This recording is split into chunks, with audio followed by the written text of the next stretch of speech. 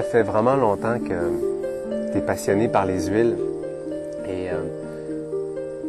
pour quelqu'un qui découvre les huiles, qu'est-ce que tu peux proposer comme piste pour s'ouvrir à ce monde-là qui est tellement vaste?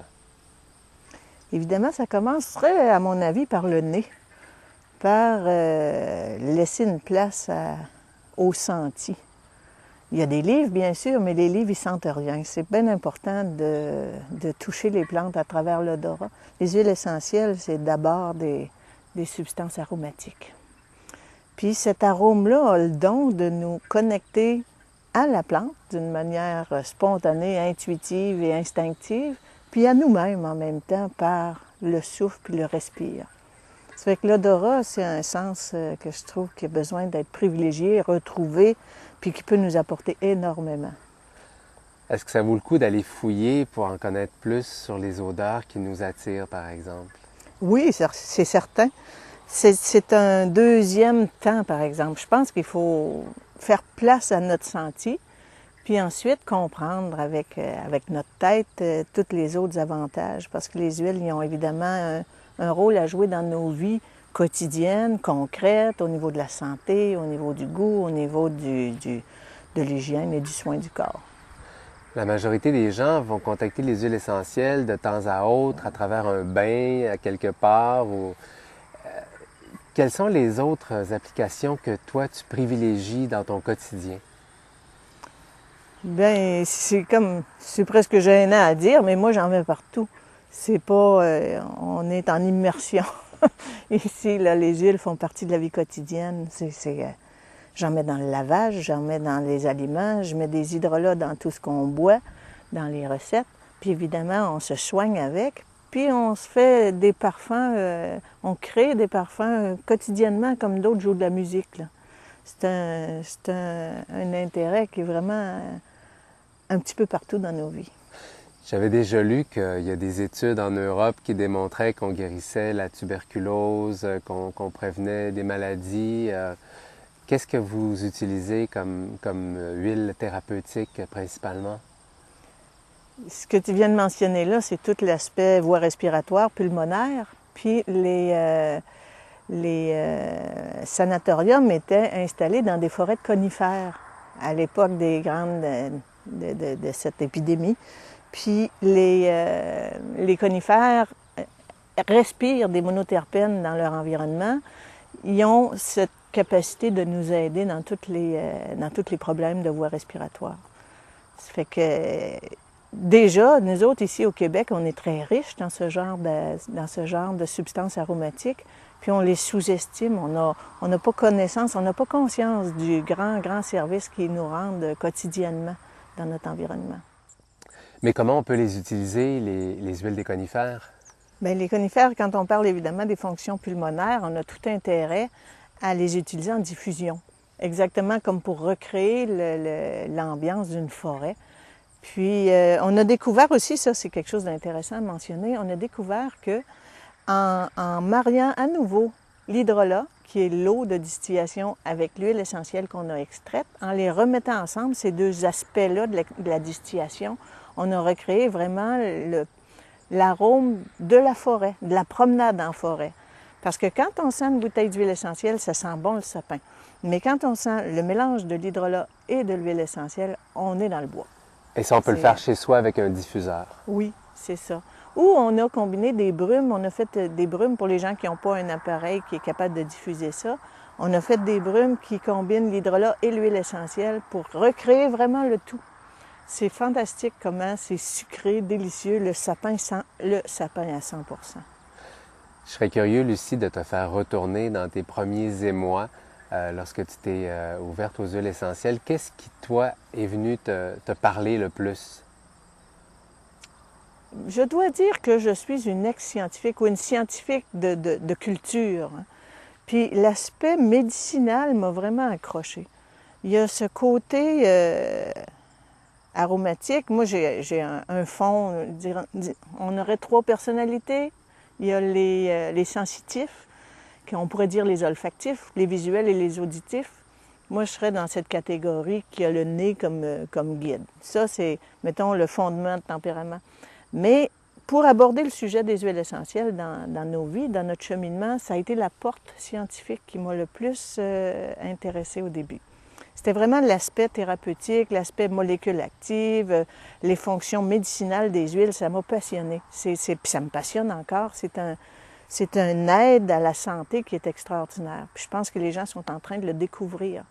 Mais au-delà de ça, on se rend compte que la santé, c'est pas juste physique, c'est pas juste la réaction d'une cellule, c'est la réaction de tout un être. Puis les huiles sont encore là. Quand le sujet s'approfondit, quand on est rendu dans une vision plus globale de la personne, les huiles sont encore très présentes. Puis c'est là qu'on découvre leur vraie valeur. Puis dans ta première étape de validation de scientifique, tu as trouvé vraiment des réponses concluantes par rapport au potentiel guérisseur des huiles? Oui, c'est ça. Mon cheminement m'a amené vraiment à avoir confiance aux huiles à travers cet aspect-là de leur activité. Je les ai vus guérir une foule de choses. S'en servir pour des fonctions médicinales dans la vie quotidienne, c'est comme établir un lien de confiance avec ces huiles-là. C'est-à-dire qu'on avait des résultats très, très intéressants pour soigner toutes sortes de petits bobos de la vie, puis très peu d'effets secondaires qui pouvaient être considérés négatifs. Puis souvent des effets secondaires, des bonnes surprises, on en a eu aussi beaucoup. Tu soignais une chose, puis tu en guérissais deux, trois en même temps sans l'avoir prémédité. Fait que ça fait comme vraiment une ambiance de relation de confiance avec nos huiles. Puis si on vient au nez, parce que c'est ce que tu suggérais aux personnes qui s'ouvrent à découvrir les huiles essentielles, quels sont tes premiers souvenirs olfactifs par rapport aux huiles ou peut-être aux odeurs qui t'ont amené aux huiles? C'est sûr qu'au début, on a fait surtout des huiles de conifères. On était dans un apprentissage avec des traditions québécoises. Puis ici, au Québec, on a fait traditionnellement de l'huile de sapin, épinette, cèdre. Cèdre, autrement dit, thuya occidental, c'est pas du cèdre. Et puis, c'est satisfaisant, mais on était plus curieux. Puis là, on s'est intéressé à d'autres plantes comme le myrrique baumier, le thé du Labrador, la comptonie voyageuse, la verge d'or, des plantes qui sont plus rares, qui ont des arômes plus particuliers. Mais là, ça ouvre sur une exploration du monde aromatique québécois qui nous a vraiment passionnés.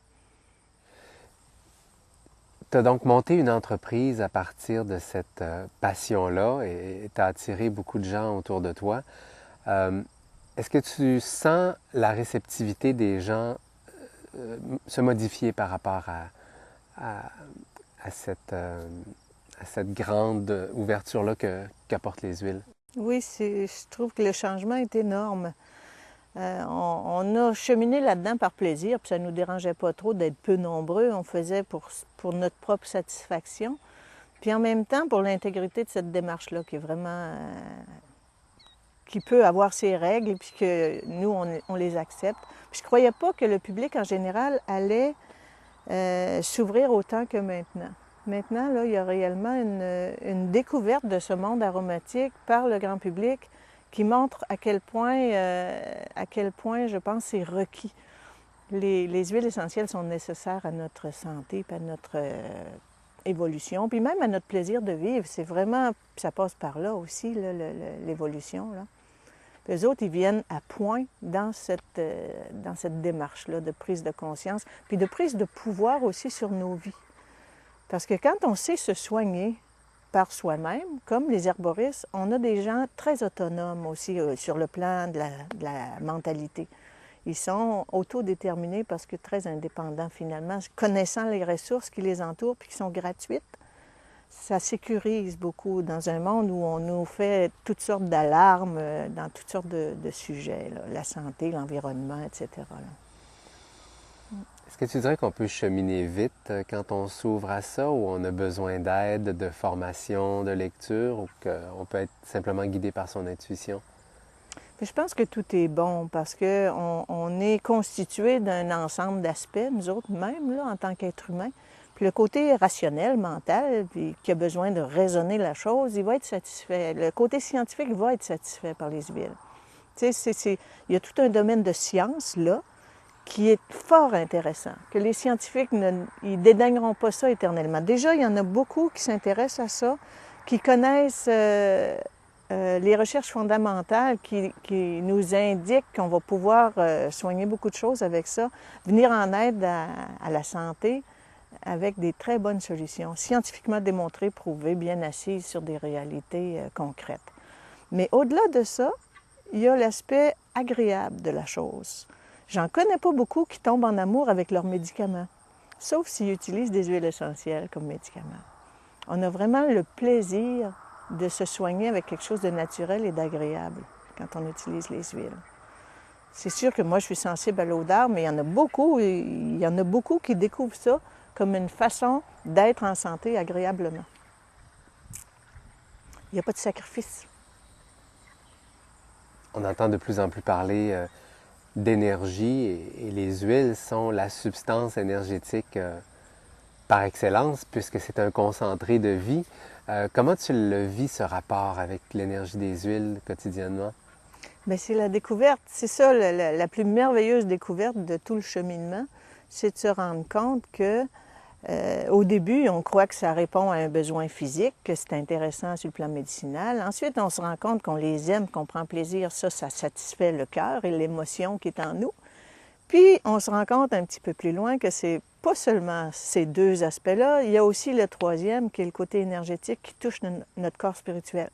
Alors ça devient le corps, le cœur et l'esprit, puis éventuellement, on a un contentement général à cheminer là-dedans, puis à partager ça, puis à approcher la relation d'aide à travers ces outils-là, qui sont tout simples. C'est vraiment pas compliqué. C'est vraiment, si on veut bien les voir simples, ils peuvent être très simples. Lucie, dans la nature, on ne retrouve pas d'huile essentielle. Alors pourquoi c'est nécessaire de prendre des plantes et de les concentrer à un niveau aussi élevé? Effectivement. Mais poser cette question-là, on pourrait dire pourquoi l'humain? Parce que pourquoi l'humain dans la nature? Est-ce que la nature a besoin de nous? C'est un peu la même chose là, ici, dans cette intervention, où on peut se la poser la question, la nature est parfaite, pourquoi est-ce qu'on transforme ça en huile essentielle? C'est une question qui est assez bouleversante pour quelqu'un qui fait de la distillation, puis elle m'a déjà ébranlé cette question. Les alchimistes ont développé la technique de la distillation avec une approche qui n'est pas commerciale, mais évolutive. Leur but dans l'opération, c'était de faire avancer l'alchimiste lui-même, comme toutes les pratiques de l'alchimie. Puis ils ont trouvé le moyen, en se basant sur les enseignements des anciens, c'est-à-dire l'Égypte. Puis l'Égypte, elle, aurait peut-être pris sa tradition à partir de la Chine, donc ça remonte à pas mal loin la pratique de capter l'arôme des plantes par différentes techniques, perfectionnée par les Arabes, héritée par les alchimistes. Donc, j'arrive aux alchimistes qui sont plus notre base parce qu'eux ont mis au point la technique de la distillation, l'entraînement par la vapeur d'eau qu'on pratique encore maintenant. Cette pratique-là met en synergie les 4 éléments dans le but d'extraire le 5e élément. Le 5e élément, c'est l'éther. L'éther, c'est la substance impalpable qui est manifestée par la vie, qui est l'esprit, qui est l'odeur. Mais l'odeur étant le plus subtil des corps physiques, puis étant le plus physique des corps subtils, mettons. T'sais, on peut le visualiser comme ça, le phénomène. Puis l'alchimiste cherche à capter cet élément éthérique de l'être vivant. Puis nous autres, en étant dans le processus, on est le 5e élément. On est celui qui amène l'amour, comme dans le film. On est celui qui intervient dans un désir de participer à ça, puis de se mettre en contact avec la plante aromatique, avec l'aspect subtil de cet être-là qui est là. C'est donc un mariage. Oui, il y a une fusion. Puis la respirer, cette odeur-là, c'est fusionner avec. Alors, dès qu'on prend conscience de cette dimension du geste, de l'action et de la sensation, on touche d'une certaine façon l'esprit de la plante qui, elle, atteint le nôtre. Il y a une communication entre le 5e élément de la plante puis le 5e élément de nous. Il y a fusion, là. Puis à travers ce contact affiné, subtil, libéré de tous les points physiques, parce que la plante, elle a laissé tout le physique dans la cuve, puis il y a juste l'élément volatile qui s'est acheminé vers nos vases. Cet élément semi-physique atteint le nôtre, puis entre en communication mieux, parce qu'il n'y a pas de barrière physique qui est entre nous. On est vraiment proches. Et à partir de là, qu'est-ce qui se passe? Il y a beaucoup de choses qui se passent à partir de là parce que, premièrement, il y a une action, comme je mentionnais tantôt, sur les 3 aspects de nous, le cœur, le corps et l'esprit. Le cœur, c'est aimer ça. C'est la porte, c'est l'ouverture. Si on aime, si on est ouvert à ça, la magie va pouvoir s'installer. Si on dit « Urk », c'est fini. La porte est fermée. Alors, la première étape, c'est la curiosité puis l'ouverture du cœur. L'esprit, évidemment, collabore avec ça, mais je vais le mettre en dernier. Le corps bénéficie, puis la science le démontre de plus en plus, d'un signal olfactif. Le fondement de l'action des huiles essentielles, on va certainement venir en parler beaucoup, c'est la communication. L'huile essentielle n'a pas de vitamines, de protéines, de minéraux à nous apporter dans le physique. Et pourtant, l'action physique est évidente. Ça amène toutes sortes de réactions physiologiques et ça amène une protection des micro-organismes. On a la chance de bénéficier en partie du système immunitaire, système d'adaptation de la plante, puis ça nous est bénéfique, ça, d'une part. Mais le fondement de l'efficacité, c'est le pouvoir de communication que les plantes aromatiques ont, puis qu'on est capable de capter, puis que notre corps réagit à ça. Maintenant, là, on sait de plus en plus que notre organisme, tout notre ensemble, fonctionne avec des signaux chimiques qui sont...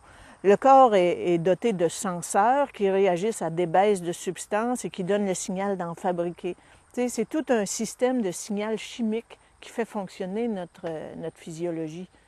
Toute notre biologie est dépendante de ça, cette communication. L'équilibre en dedans de nous autres dépend de cette communication chimique. Puis je crois que c'est ça, physiquement, qui est la grande force des huiles essentielles, c'est leur pouvoir d'envoyer des signaux. On devient donc un super-humain parce qu'on s'ouvre à un spectre plus large et on s'abandonne à quelque chose qui nous échappe, mais qui nous guide. Voilà. Par l'ouverture du cœur, on a cette possibilité de recevoir quelque chose qui nous dépasse, mais qui nous fait un plaisir, qui nous est amical. Puis là, ça, c'est le lien du cœur et il s'établit avec la terre-mère, avec la nature. Il y a une chose que je ne crains pas des plantes, c'est qu'ils ne font pas de triple de pouvoir, ils ne font pas d'abus. Ils sont là, disponibles, amicales, à notre portée. Ça, c'est les meilleurs thérapeutes qu'on peut imaginer parce qu'ils vivent leur nature, puis ils sont prêts à la partager avec nous d'une façon totalement amoureuse. Est-ce qu'il y a des mises en garde? C'est sûr qu'il y a des mises en garde en termes de... S'il y a action, il peut y avoir des réactions. S'il y a un certain savoir utiliser, un certain savoir-faire qui est nécessaire. Puis il faut toujours avoir de la modération. Mais là, je parle du côté thérapeutique puis de la prise des huiles essentielles en interne. Si on parle du côté olfactif, on a nos mécanismes qui nous protègent contre les abus, les exagérations. L'effet nauséeux qu'on a quand on a exagéré, quand ça sent trop, quand on a dépassé la mesure, c'est notre protection. Il s'agit de s'écouter. Il s'agit d'être capable de percevoir nos signaux, puis d'en tenir compte, puis il n'y en aura pas de problème, là. Lucie, ce matin, on a vu de la menthe se faire récolter. À partir de là, quand la plante est récoltée, quelles sont les étapes et combien de temps ça prend pour se rendre à la petite bouteille? Évidemment, comme tu mentionnes, c'est la plante qui est la source de toute notre activité. Puis, nous autres, comme entreprise, on s'intéresse à une diversité de plantes. Puis, dans les plantes qu'on distille, il y en a qui sont en provenance du milieu sauvage, du milieu forestier ou des terres abandonnées ici où il pousse un certain nombre de plantes sauvages intéressantes. Puis, pour d'autres, on a des cultures qui permettent de fournir à notre distillerie les plantes nécessaires. Entre autres, la menthe, la camomille, l'échinacée sont cultivées dans nos champs ici, puis on approvisionne nous-mêmes notre distillerie. Ces végétaux-là font la qualité de nos huiles essentielles. C'est sûr que si on avait des végétaux de mauvaise qualité, on aurait des huiles essentielles de mauvaise qualité. Il y a le procédé qui doit être expertisé, puis qui doit faire l'objet d'une surveillance, mais le végétal source est encore plus important que toute autre chose. Alors, on a adopté dès le départ un mode de production biologique qui nous permet de ne pas se tracasser avec des contaminants qui pourraient être passés dans l'huile ou pas. Si on arrose les plantes, puis que selon Santé Canada, c'est pas dangereux de manger ces plantes-là parce que la présence des contaminants est légère, si on les concentre maintenant, est-ce que la réponse vaut toujours? Moi, je crois que non. Et dans cette optique-là, on a eu une attitude préventive qui nous a immédiatement convaincus de faire que du bio pour concentrer rien que des bonnes affaires. C'est sûr que si on concentre quelque chose, puis qu'on ne sait pas tout, puis on ne sait jamais tout quand on fait de la chimie fine comme ça, on ne sait jamais tout. Alors on fait de la prévention, on fait bio. Sur cette base de végétaux qui sont sains, on a une assurance d'un produit de qualité. On va cueillir ou cultiver, faucher dans un temps approprié. Il faut que ce soit la bonne partie de la plante, le bon timing dans le calendrier. On a des plantes qui vont donner, par exemple, à partir de la graine. Il y a des plantes qui vont donner à partir du feuillage. Il y a des plantes qui vont donner à partir des aiguilles, comme les conifères. Puis d'autres, c'est les racines. Alors, pour tout ça, il y a une méthode puis il y a une saison. Une fois qu'on a notre plante cueillie, on l'amène à la distillerie. Puis la première étape, c'est évidemment de nettoyer quand c'est nécessaire ou hacher menu quand c'est nécessaire ou tout simplement transférer le contenu de notre cueillette dans la cuve.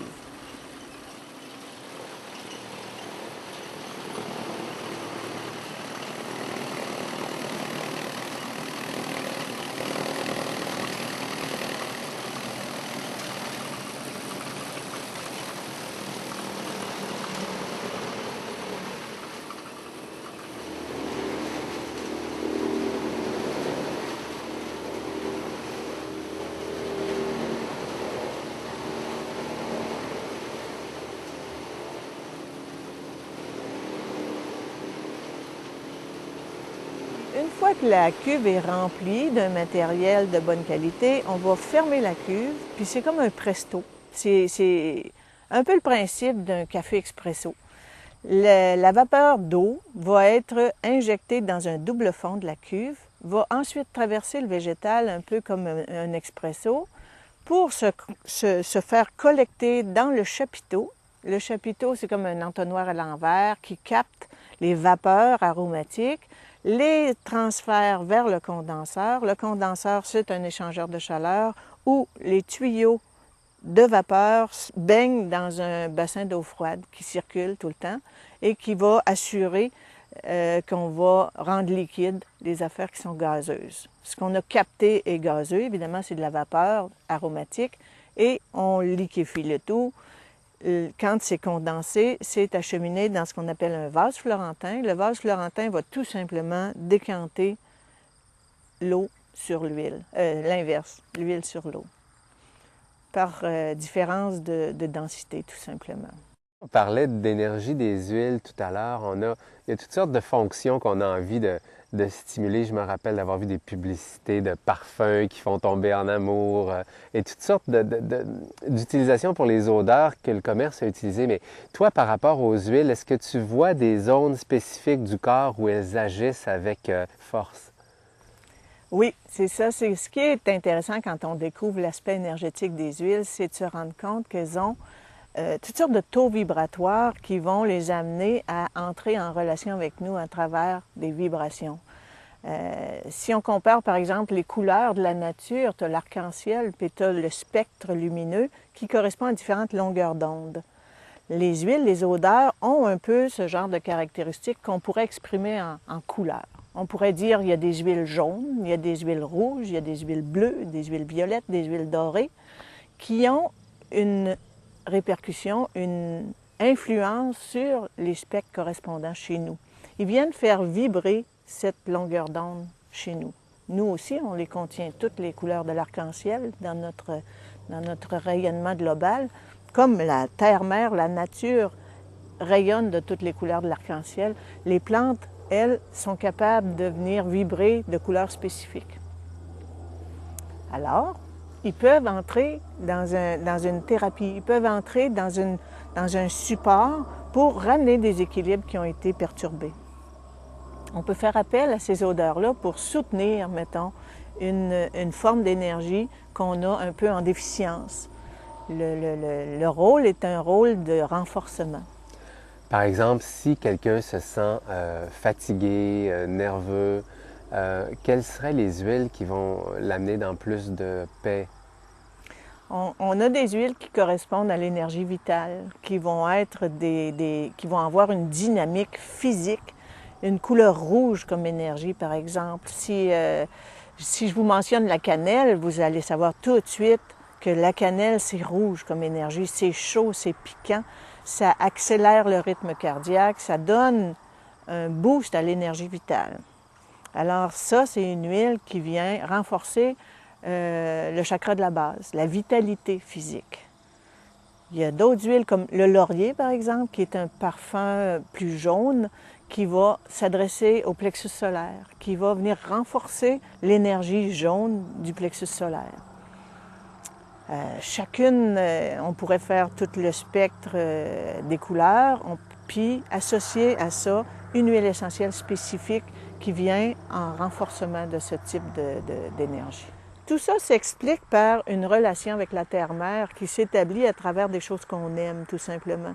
Puis j'ai vécu ça comme ça, cette expérience à travers les huiles essentielles, qui est un contact avec la terre-mère. Terre-mère est là, c'est notre origine, c'est le corps qui nous habite, c'est le corps qu'on habite et qui nous habite, c'est cet ensemble physique dans lequel on vit, la planète, si on veut.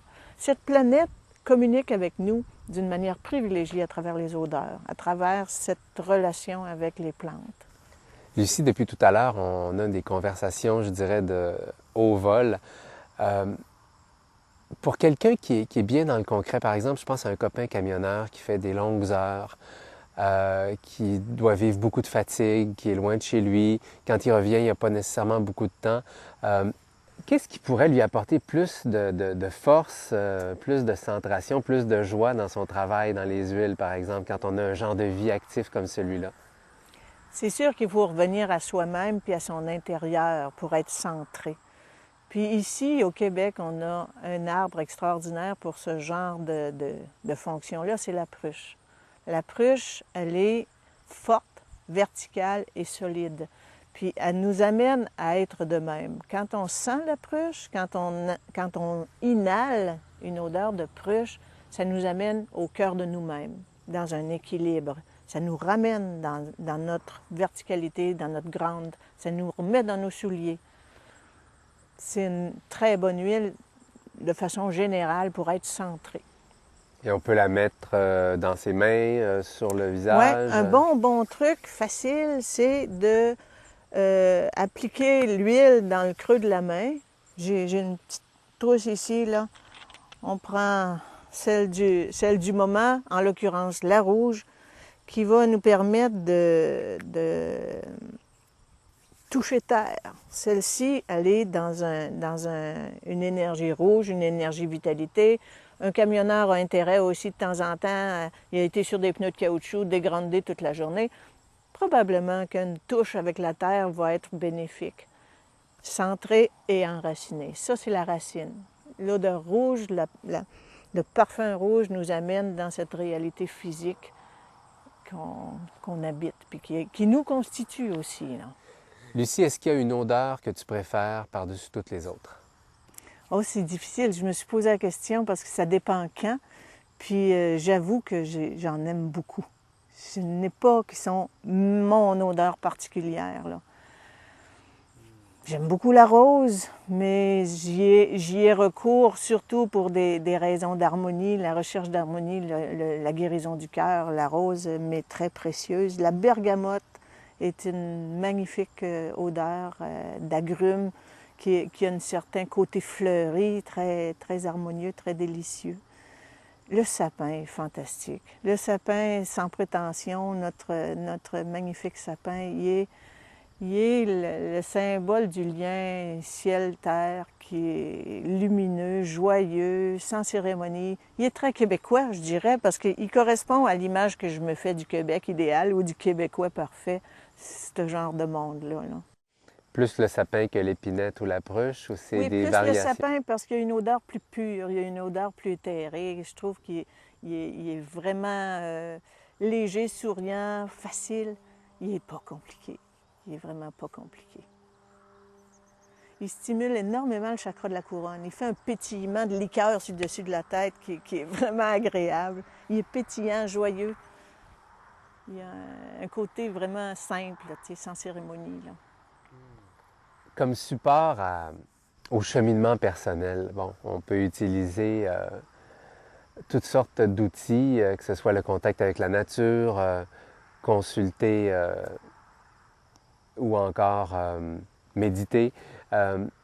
Qu'est-ce que les huiles peuvent nous apporter dans cette intention-là de se libérer de ce qui nous empêche d'être pleinement nous-mêmes? Les huiles ont un apport extraordinaire si on prend les choses simplement. Les huiles sont un langage sans parole. Fait que ça, il faut d'abord savoir que c'est une opportunité qu'on a de ne pas raisonner et de ne pas se poser de questions, de vivre pleinement l'expérience sans se la compliquer. Ils ont un aspect protection, ils ont un aspect stimulus, ils ont un aspect cœur, plaisir. Il faut adhérer à la terre-mère. Il faut vraiment s'appuyer sur cette vitalité, cette énergie, cette richesse d'expérience pour développer pleinement notre spiritualité. On a besoin de la terre pour nous propulser dans le monde de l'esprit. C'est elle qui est le porteur de la conscience. C'est elle qui amène à manifester ici notre créativité. Puis les huiles, là, ça devient vraiment parfait. Parce que les huiles viennent, les odeurs, les plantes. Il faut inclure tout ça dans le mot huile pour moi. Là, c'est vraiment les odeurs puis la manifestation de la nature qui chante. C'est la molécule aromatique qui parle à notre système de toutes les merveilles de la vie, de tout ce que ça comporte dans ce monde, toutes les découvertes.